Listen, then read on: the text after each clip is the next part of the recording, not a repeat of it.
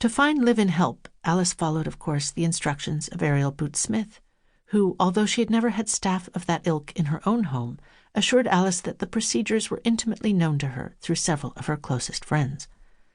Alice put an advertisement in the classified section of the Sydney Morning Herald, vaunting the qualities of the service flat and mentioning that light childcare responsibilities were part of the post, in addition to traditional housekeeping.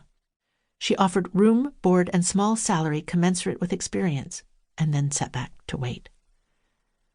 She received fewer responses than she might have hoped, only 8, and of these 3 were clearly unsuitable. A girl of 19 applied, whose hand reminded Alice all too powerfully of the sorry Miss Bliss, and a matron of 70 with decades of experience in the finest homes in New South Wales. But a woman of 70 taking out the garbage and dusting under the beds, I don't see it, Alice said to Ariel, who wrinkled her nose in assent.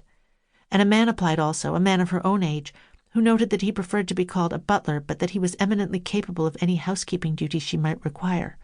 Of him she observed to her friend, well, he might be quite all right, but somehow the idea of leaving the girls at home with a man, you just never know, do you?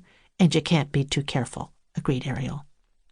The remaining 5 candidates were all women in midlife with professional housekeeping experience and references, or at least the promise of them.